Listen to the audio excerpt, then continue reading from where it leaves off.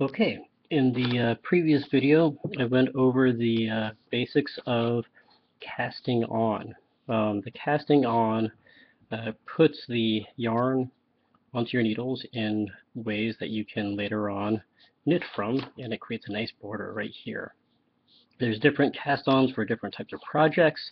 This is a nice versatile cast-on that creates a first row of stitches. Ignore that, that's my phone. And again, I cannot stress this enough. Ignore your tail. The tail is, at this point, useless, like a vestigial tail. All right. At this point, you are working directly from the yarn. This is your working yarn. And here we will begin knitting. So, in basic knitting, you have two types of stitches. You have your knit stitch and you have your purl stitch. I would strongly suggest learning the knit stitch before you try tackling the purl stitch. Technically, you could create a sweater out of just knitting, but purling is or was something that I've long since hated. So I'm going to teach you a few terms that are very helpful for learning the basics of knitting. So when you are first knitting, the most important thing is all of the stitches that sit on the needles sit on your left hand. And you are basically knitting the stitch with your right needle, this, and each finished stitch actually gets put on the right needle. So ultimately, all these stitches will be worked, put on this needle, and then you will turn the needles around and start all over again. It kind of feels like a one-directional typewriter in that respect.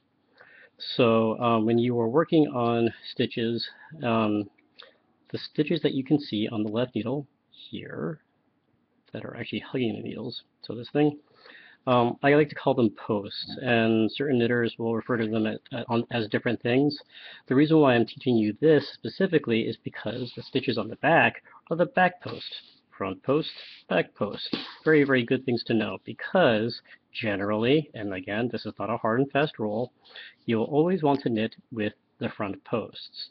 Knitting with the back posts does something different, and you will notice that your stitch gauge will be a little tighter. I will get more into gauge later, but the very basics is with your needle, you're going to take, let's see if I can get a little closer here, the needle through the front post, and notice how the back post is untouched. You're going to take your working yarn, see how I went searching for the tail, and this is very important. When you're first learning, it's very helpful to make this X formation because the X formation tells you where to wrap the yarn around. Often a lot of knitters like to hold their yarn like this, and it's a little bit more confusing, and also the yarn doesn't really want to obey. So then you're going to take the working yarn, you're going to wrap it around the needle, this needle, and then you're going to lower the needle and carry that wrapped yarn under and through that stitch that you went through from before. So this is the yarn that I just wrapped over. And then you're going to take the needle, take the stitch and slip it off the left needle. That is your very first knit stitch. A very, very good rule of thumb is never go clockwise. Always go counterclockwise. So you always want to go make one full revolution. It may seem kind of inefficient, but your stitches don't get turned around, and you'll see what I mean in a later video. So you're going to keep making this motion like thus, and you'll get better. One thing I generally don't like teaching people is how to hold their yarn. Because a lot of people try really, really hard to emulate their teacher, and they kind of get lost in everything. So don't worry about your stitches being too tight or being too loose. A lot of that gets worked out in time, and I really can't stress that enough.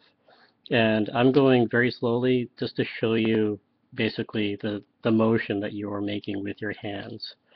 And again, going through the front post from the same direction every time.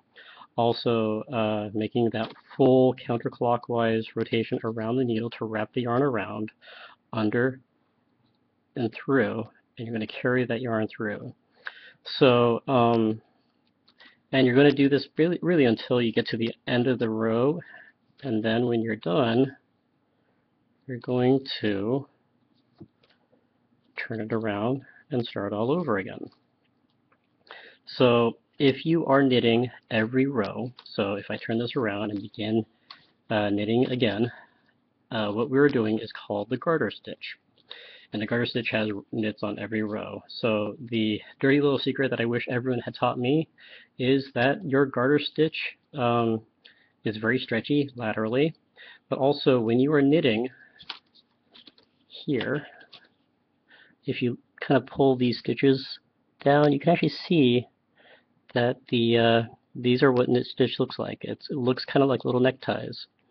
But I wish people had told me that a purl stitch is really just a backwards knit stitch. So on the very opposite side of your knit stitches are going to be purls.